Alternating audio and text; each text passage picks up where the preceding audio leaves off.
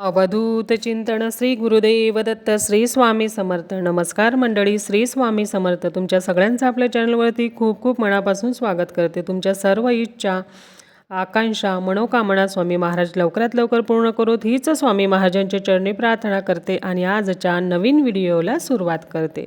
बघा मैत्रिणींनो, आजच्या व्हिडिओमध्ये आपण अतिशय महत्त्वाची माहिती जाणून घेणार आहोत. खरं तर ही समस्या बऱ्याचशा लोकांना आहे. बघा, अतोनात प्रयत्न आपण एखाद्या गोष्टीसाठी करत असतो, पण तरी म्हणावं तसं यश आपल्याला मिळत नाही. अगदी जीव ओतून काम करूनही जर आपल्या मनाप्रमाणे गोष्टी घडत नसतील तर बघा, मन खूप दुःखी होतं. आता आपल्याला आपली इच्छा पूर्ण व्हावी असं वाटत असेल तर आपल्याला या श्रावण महिन्यामध्ये अतिशय प्रभावी चमत्कारिक अशी सेवा करायची आहे. आता मनुष्यजन्म म्हटल्यानंतर अनेक अडचणी येतात, अनेक समस्या येतात.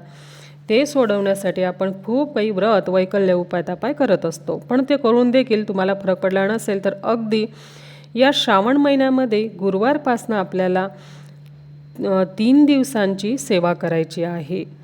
तर बघा, अतिशय साधी पण अतिशय प्रभावी अशी ही सेवा आहे. अगदी 100% नाही तर 101% याचा फरक पडणार आहे. मग सेवा कोणती ती जाणून घेऊयात. पण त्यापूर्वी आपण जर माझ्या चॅनलवरती नवीन असाल, अजूनही चॅनलला सबस्क्राईब केले नसेल तर प्लीज सबस्क्राईब करा, व्हिडिओला लाईक करा आणि शेअर करा. कमेंटमध्ये श्री स्वामी समर्थ नक्की लिहा.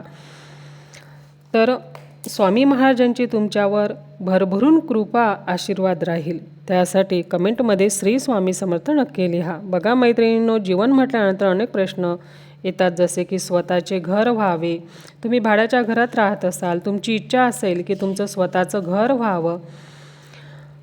त्याचबरोबर डोक्यावर कर्जाचा डोंगर आहे, घरातील आजारपण, दवाखाने आणि घरातील सततच्या कटकटी, मुलांचा हट्टीपणा, तापटपणा, अभ्यासात लक्ष लागत नाही, मुलांची सतत चिडचिड सुरू असते. बघा, जेव्हा मुलांचं सेन्सिटिव्ह एज होतं, 8वी 9वी 10वी क्लासमध्ये ते शिकत असताना इतकी चिडचिड करतात की हातातील मोबाईल फेकण्यापर्यंत, TV रिमोट फेकण्यापर्यंत त्यांचं वागणं असतं. काय करावं त्या आईवडिलांनी? अशा वेळेस त्यांना आवर्जून तारक मंत्राचे तीर्थ प्यायला द्या. ताईंनो, तुम्हाला हळूहळू अनुभव येईल, मुलं शांत झालेले दिसतील.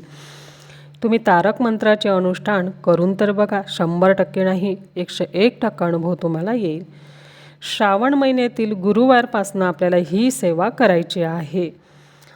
तर या सेवेचं निश्चितच फळ जे आहे तर ते स्वामी महाराज आपल्याला देतातच. मैत्रिणींनो, तुम्हाला श्रावण महिन्यातील गुरुवारी न चुकता 3 दिवसाचे तारक मंत्राचे अनुष्ठान हे करायचे आहे. आता तारक मंत्र तुम्हाला सर्वांनाच माहिती आहे. तारक मंत्र म्हणजे तारून नेणारा. स्वामी महाराजांची आपण न चुकता रोज सेवा केली, पूजा अर्चा केली तर महाराज आपल्या पाठीशी खंबीरपणे उभे राहतात. मैत्रिणींनो, श्रावण महिना हा अतिशय पवित्र महिना आहे. या महिन्यामध्ये आपण कोणतीही पूजा अर्चा करा, याचं फळ आपल्याला 100% मिळत असतं. मग आपल्याला 3 दिवसीय तारक मंत्राचे अनुष्ठान करायचे आहे. कसं करायचं? अगदी साध्या सोप्या पद्धतीने तारक मंत्राचे अनुष्ठान हे आपल्याला करायचे आहे. बघा, श्रावण महिन्याची सुरुवातच ही गुरुवारपासनं सुरू होणार आहे. गुरुवार हा दिवस आपल्यासाठी अतिशय महत्त्वाचा आहे. या दिवशी आपल्याला 3 दिवसीय तारक मंत्राचे अनुष्ठान आवर्जून करायचे आहे. आता गुरुवारी आपल्याला सकाळी लवकर उठायचं आहे. उठल्यानंतर अंगणात झाडून पाणी शिंपडायचं आहे. सुंदरशी छान छोटीशी रांगोळी काढायची आहे. तुमच्याकडून होत असेल तर या दिवशी गुरुवार आहे, कारण गुरुवार हा दिवस अतिशय पवित्र आहे. या दिवशी न चुकता आपल्याला हळदीने उंबरठ्याला लेपन करायचं आहे, कारण हा दिवस माता लक्ष्मी आणि भगवान विष्णूंना समर्पित आहे. आणि आपण जर हळदीचं लेपन केलं तर भगवान विष्णूंना हळद जी आहे तर ती अतिशय प्रिय आहे. मग त्यामुळे आपल्या घरामध्ये भगवान विष्णूंचा आणि माता लक्ष्मीचा अखंड वरद हस्त राहतो. त्यामुळे न चुकता या दिवशी तुम्हाला हळदीने उंबरठ्याला लेपन करायचं आहे, हे लक्षात घ्या. त्यानंतर उंबरठ्याला धूपदीप दाखवायचा आहे, नमस्कार करायचा आहे, फुलं अर्पण करायचे आहेत आणि 2 दिवे, उंबरठ्याच्या या बाजूला एक आणि उंबरठ्याच्या त्या बाजूला एक, अशी 2 दिवे तुम्हाला प्रज्वलित करायचे आहेत. त्यानंतर या दिवशी घरामधली फरशी पुसायची नाही, देवघरसुद्धा आदल्या दिवशीच साफ करून घ्यायचं, हे लक्षात घ्या. यासोबतच चुकूनही महिलांनो डोक्यावरून अंघोळ करू नका. म्हणजेच पाण्यामध्ये चिमूटभर हळद घेऊन अंघोळ करावी, केस धुवायचे नाहीत. असे केल्यास अधिक समस्या ज्या आहेत, आर्थिक समस्या, तर त्या वाढत असतात. त्यानंतर गुरुबळ जे आहे तर ते आपलं गुरुबळ कमकुवत होतं. म्हणून आपल्याला गुरुवारी डोक्यावरून अंघोळ करायची आणि केस धुवायचे नाहीत, हे लक्षात घ्या. स्नान झाल्यानंतर तुम्हाला तुळशी मातेची पूजा करायची आहे, सूर्यदेवाला अर्घ्य द्यायची आहे. सूर्यदेवाला अर्घ्य ही रोज आवर्जून द्या. सूर्यदेवता ही आरोग्याची देवता आहे. सूर्यदेवाला अर्घ्य दिल्यामुळे आपलं आरोग्य चांगलं राहतं, उत्तम आरोग्याची प्राप्ती होते, समाजात मान सन्मान कीर्ती पदप्रतिष्ठा प्राप्त होते, सूर्यासारखं तेज प्राप्त होतं आणि करिअरमध्ये शिक्षणामध्ये नोकरीमध्ये यश प्राप्त होतं. म्हणून सूर्यदेवाला आवर्जून अर्घ्य द्या. मुलं लहान असतील त्यांना आतापासूनच सवय लावा. मुलं मोठी झाली की ऐकत नाहीत, त्यांना सूर्यदेवाला रोज आवर्जून अर्घ्य द्यायची सवय तुम्हाला लावायची आहे. बघा, स्नान झाल्यानंतर आपली देवपूजा जी आहे तर ती करून घ्यायची आहे. सूर्यदेवाला अर्घ्य द्यायची आहे. तुळशी मातेची पूजा तुम्हाला करायची आहे. तुमच्याकडे स्वामी महाराजांची मूर्ती असेल तर तुम्हाला पाण्याने पंचामृताने पुन्हा पाण्याने अभिषेक करायचा आहे. बसायला आसन घ्या. सुरुवातीला दिवा प्रज्वलित करा. धूप बत्ती अगरबत्ती देवघरामध्ये प्रज्वलित करून घ्या. आता स्वामी महाराजांना अभिषेक करत असताना पुरुष सूक्त आणि स्त्री सूक्त तुम्हाला म्हणायचं आहे किंवा श्री स्वामी समर्थ श्री स्वामी समर्थ अशा षडाक्षरी मंत्राचा जप देखील तुम्ही करू शकता. त्यानंतर मूर्ती स्वच्छ पुसून घ्यायची आहे. त्यानंतर स्वामी महाराजांना हिना अत्तर लावायचा आहे.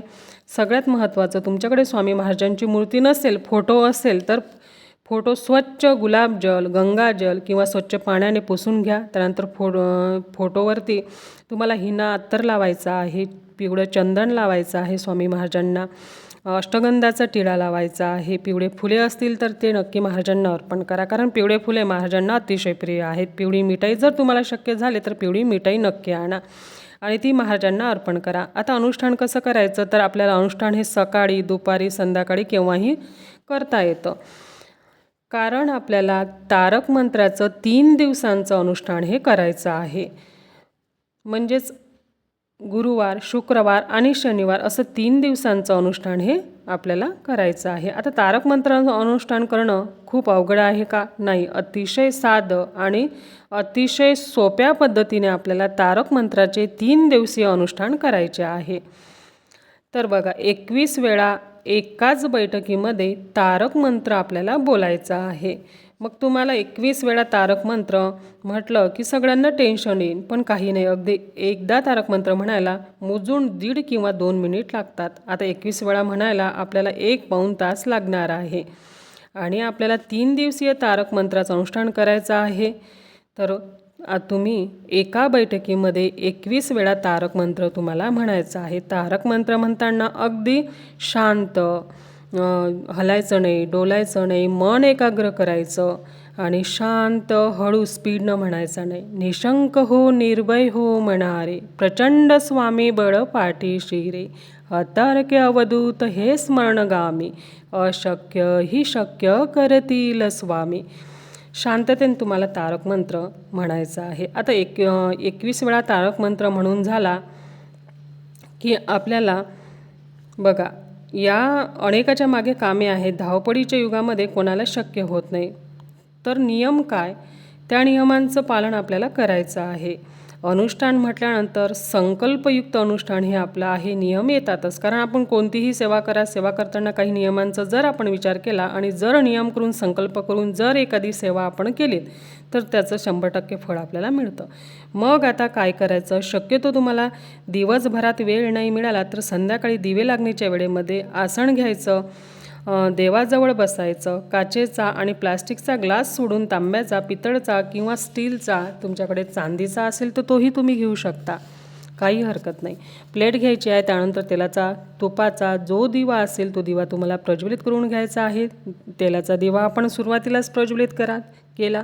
तुपाचं निरांजन असेल तर तो दिवा तुम्ही प्रज्वलित करा. अगरबत्ती लावून घ्यायची आहे. त्यानंतर सगळ्यात महत्त्वाचं आपल्याला एक तामण घ्यायचं आहे. आपल्या उजव्या हातामध्ये पाणी घ्यायचं आहे. त्यामध्ये हळदी कुंकू अक्षदा फुलं घ्यायची आहेत. संकल्प करायचा आहे. संकल्प कसा करावा हा व्हिडिओ आपल्या चॅनलवरती अपलोड केलेला आहे, तो तुम्ही बघू शकता. आता संकल्प कसा करायचा तर ते मी तुम्हाला थोडक्यात सांगते.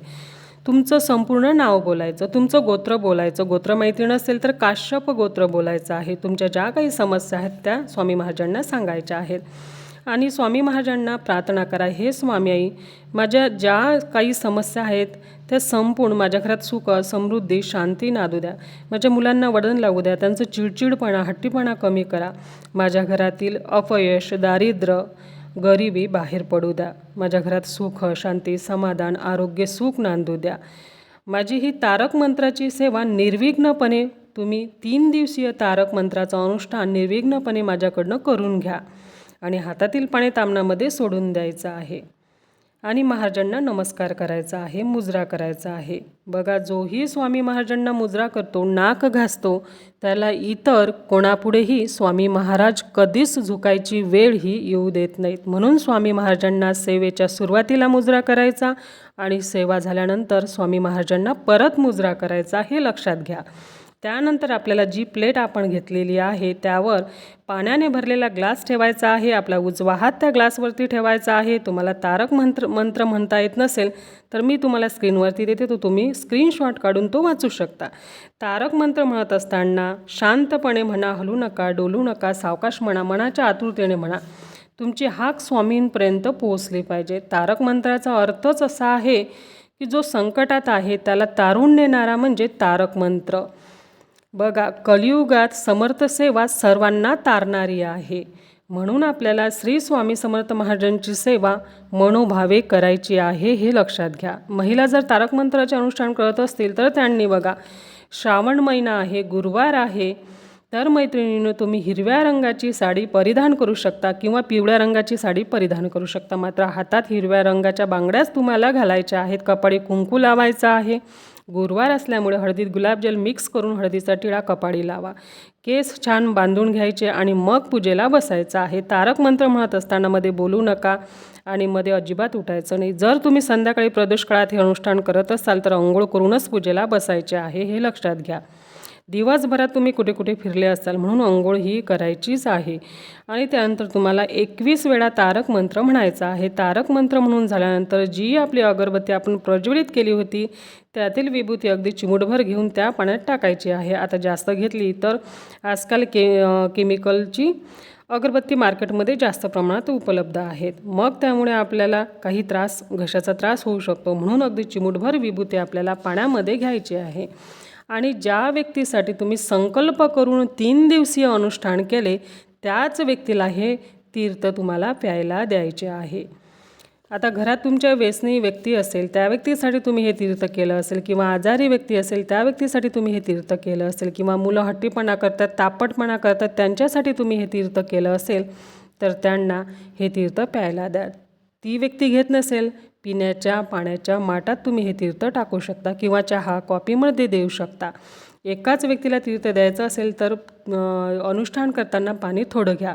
तीर्थ वाया जाणार नाही, पायदळी जाणार नाही याची विशेष काळजी तुम्हाला घ्यायची आहे, हे लक्षात घ्या. त्यानंतर सगळ्यात महत्त्वाचं, या दिवशी तुम्ही कांदा विरहित जेवण घ्यायचं आहे. या दिवशी मांसाहार करायचा नाही. बघा, जेव्हा तुम्ही तारक मंत्राचे तीर्थ बनवाल त्यातील थोडं तीर्थ तुम्हाला घरामध्ये शिंपडायचं आहे. याने काय होईल, घरातील वाईट ऊर्जा, नकारात्मकता, अलक्ष्मी, दारिद्र्यता बाहेर पडेल आणि स्वामी महाराजांचा कृपा आशीर्वाद आपल्या संपूर्ण घरावरती राहील. तर तुम्हाला थोडं तीर्थ घरात चारही बाजूंनी थोडं थोडं शिंपडायचं आहे, हे लक्षात घ्या. आता 3 दिवसीय तारक मंत्रांचे अनुष्ठान आपण करत आहोत. त्याचबरोबर तुम्हाला गुरुवारी, शुक्रवारी आणि शनिवारी या 3 दिवसात ब्रह्मचर्याचे पालनसुद्धा करायचे आहे. अशा अगदी साध्या सोप्या पद्धतीने आपल्याला हे तारक मंत्राचे अनुष्ठान करायचे आहे. तर मैत्रिणींनो, ब्रह्मचर्याचे पालन करायचेच आहेत. घरात मांसाहार कडकडीत बंद राहील. श्रावण महिनाभर आपल्याला कडकडीत मांसाहार वर्ज्य राहील. तुम्हाला शक्य नसेल पण या 3 दिवसाची सेवा जर तुम्ही केली तर या 3 दिवसात तुम्हाला मांसाहार कडकडीत बंद ठेवावा लागेल. परान्न चुकूनही घेता येणार नाही 3 दिवसात. हे नियम तुम्हाला लागू होतील. कांदाविरहित जेवणसुद्धा तुम्हाला घ्यायचं आहे, उपवास करायचा नाही. तर बघा, स्वामी महाराजांचा तारक मंत्र म्हणजे तारून नेणारा. म्हणजे श्री स्वामी समर्थ महाराज, आपण कितीही दुःखात संकटात असू द्यात, अगदी आपण फक्त श्री स्वामी समर्थ महाराज हे नाव जरी उच्चारले तरी आपल्याला धीर येतो.